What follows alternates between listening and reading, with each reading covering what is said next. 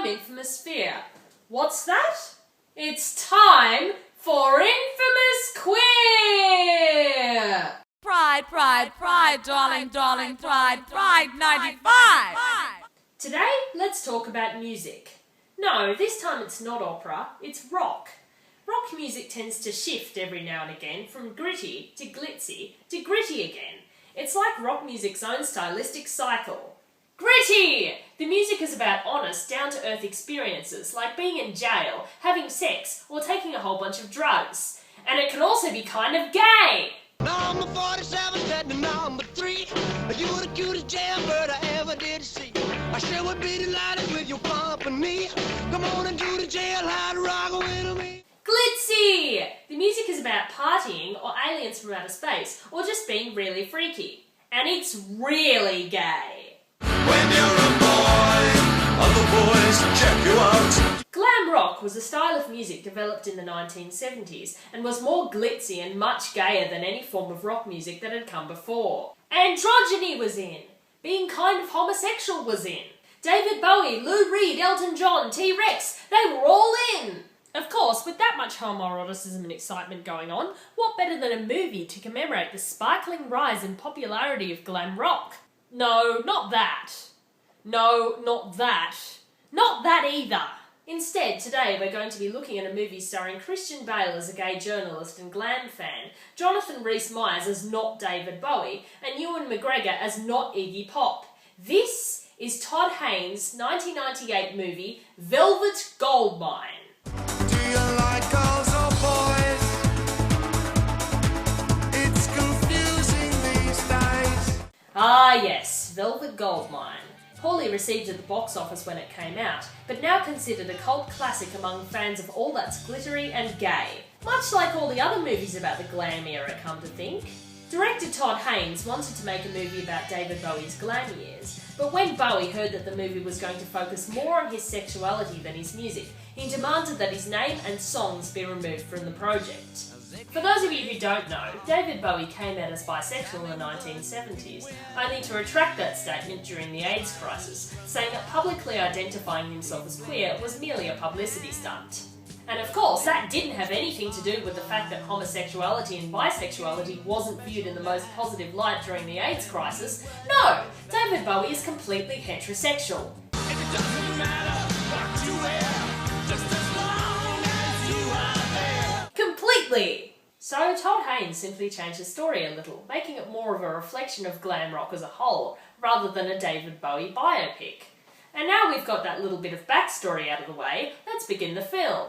The story begins with Christian Bale, playing journalist Arthur Stewart, being asked by his editor to write a retrospective on glam rock star Brian Slade, who disappeared from the public limelight 10 years earlier after faking his own death in a publicity stunt. No, actually, the story begins in the 1970s, with Arthur Stewart's introduction to Brian Slade's music and his realisation of his own sexuality. No, stop! The story begins years earlier when an alien spaceship comes to Earth, leaving a baby on the doorstep of the Wild family. Wait, what? Haven't we seen this kind of thing before? Yes, an alien spaceship lands, leaving baby Oscar Wilde on Earth with only a magical talisman to remind him of his celestial origins. And Oscar Wilde, whom, as we all know, was the first flamboyant homosexual ever, thus bestowed the gift of fabulousness upon the world. I want to be a barrister. I want to be a tram driver. I want to be a pop idol. And so, over 100 years later, glam rock was born.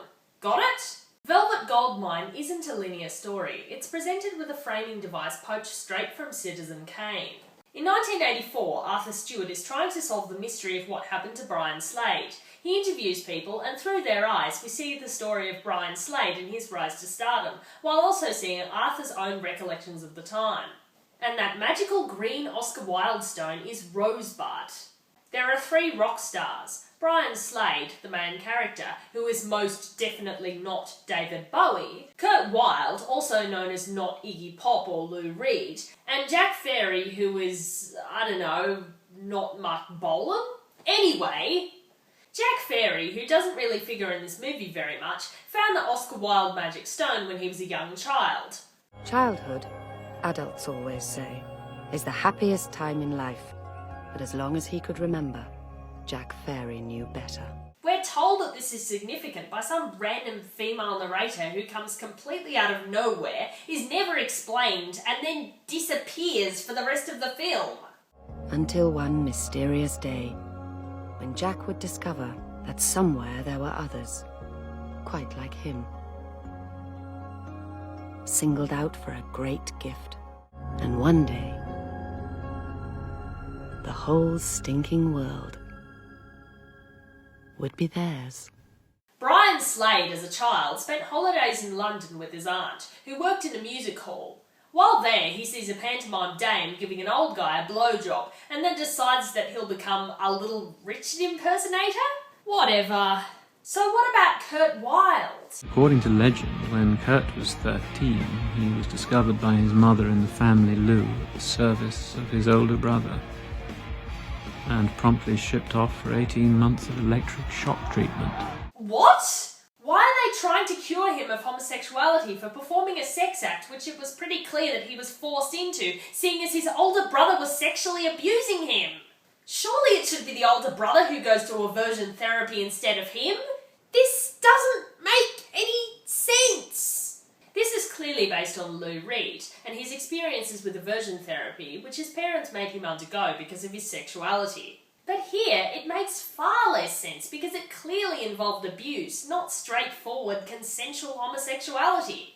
Then again, aversion therapy is stupid. Why am I trying to expect it to make sense? It clearly didn't work in this case anyway, it just made Kurt Wilde crazy. In the present day, Arthur can't get in contact with Brian Slade, so he starts his interview with Brian's first manager, who spotted Brian in a bar. Bar to Mistress Boner. Bar to the only Palone. A tart, my dears, a tart in gildy clobber. As an aside note, those guys are speaking Polari, which is a particular form of slang in the gay culture. She won't be back tonight.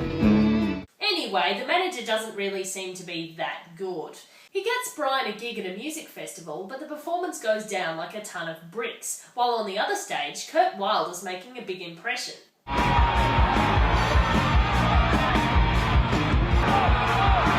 Wish I thought of it. Really? You wish you'd thought of flashing the audience? That's not something that takes a lot of creativity. Anyway, Brian decides to be a little more daring and turns himself into Prince Poppycock, producing a music video where he plays Caliban and rapes a couple of blow-up dolls. Yeah! Apparently, this video is a pretty decent success, causing Brian to be invited to a meeting of executives where he's introduced to Jerry.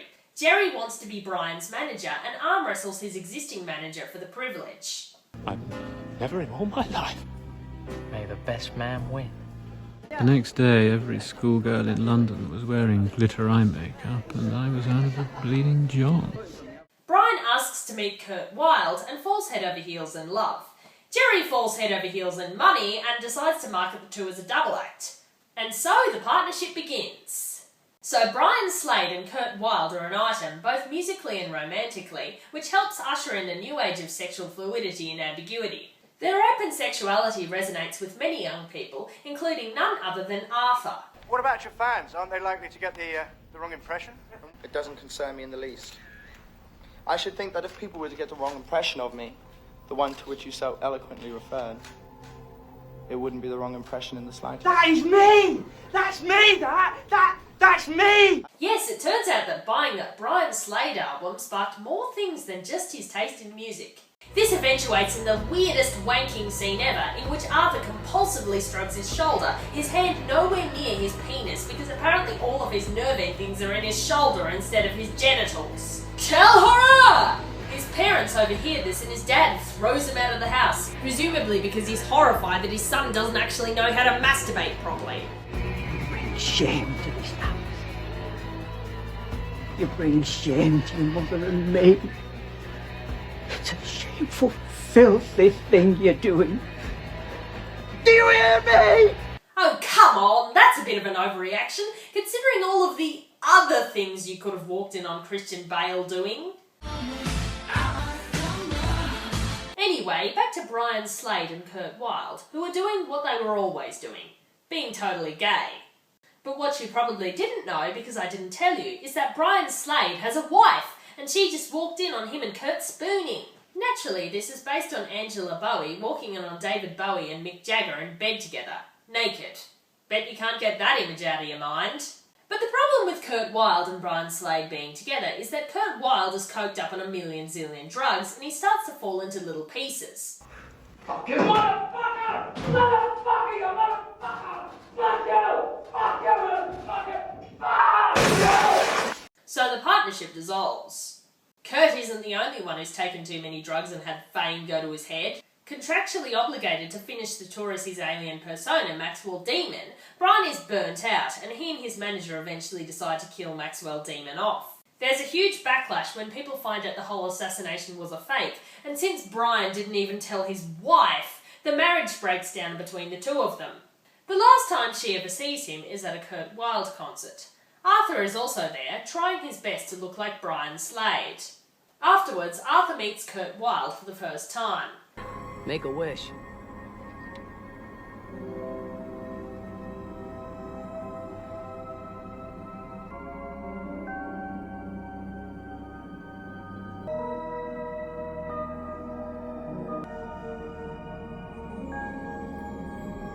Oh god damn it, it's that bloody alien spaceship again! Apparently, during this scene, Todd Haynes stopped filming and didn't tell Christian Bale and Ewan McGregor that he'd done so, leaving them to continue simulating sex for a few minutes off camera before they realised that he'd played a trick on them. We all know what Todd Haynes was thinking.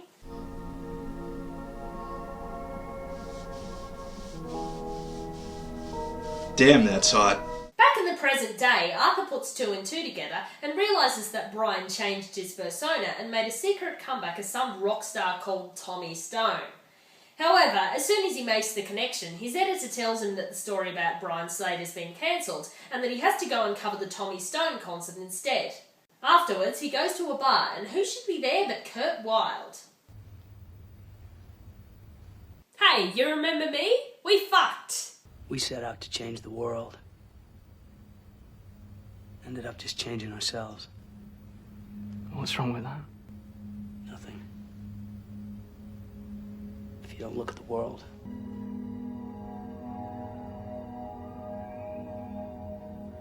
Well, I guess Nanny got what he wanted. Kurt tries to give Arthur the magical Oscar Wilde stone of glam rock, but Arthur refuses. I couldn't. But thanks. Except he must take the Oscar Wilde stone. Rosebud. We finish the movie with a strange flashback to a bar full of miners. Or maybe it's supposed to be a Victorian pub with an inexplicable radio in it. I don't know. Anyway, the end. To my eyes, Velvet Goldmine seems like an almost unholy combination of the magical realism of Orlando, the sex and drugs alien androgyny of Liquid Sky, and the journalist involved in sexual intrigue tale of Where the Truth Lies. Arthur's ability to be there when everything is happening is similar to Cameron Crowe's Almost Famous, and as I said before, the narrative structure is pinched straight from Citizen Kane. But references to other movies aside, is it worth seeing?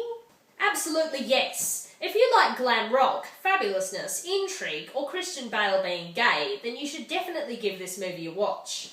Jonathan Rhys-Meyers carries the film pretty well, although to be honest we don't really find out much about Brian Slade, his character, because the film isn't presented through his eyes. He still remains a legend rather than a person. Well, you're the grand one, have you noticed? When you're walking on the ferry bars, I'm very nervous. Well, he has most of the songs, and his songs are probably the best, aside from maybe Jack Fairy's. not kill our love for you. I didn't really talk about Jack Fairy, but to be honest, he doesn't really have much to do with the plot. Ewan McGregor's Kurt Wilde is a decent enough foil for Brian Slade, with his grittier edge, but in terms of character, he's not nearly as appealing. He spends most of the film looking really drugged out and awful, and to be honest, his songs are horrible and grating to the ears. I'm not really a big Iggy Pop or Lou Reed fan, and I've heard their singing voices described as average at best, but since I'm not all that knowledgeable about their back catalogue, I can't judge how much the singing compares to theirs. All I know is it sounds kind of crap. See that cat? Yeah, I do mean you. There are a few good songs in the movie, but the music as a whole doesn't really hold up to Bowie's own songs. It's decent enough though, and it certainly won't make you want to fast forward or anything. Ewan McGregor and Jonathan Rhys-Meyers sung their own songs, although some of Jonathan Rhys-Meyers' songs were overdubbed by none other than Radiohead's Tom York.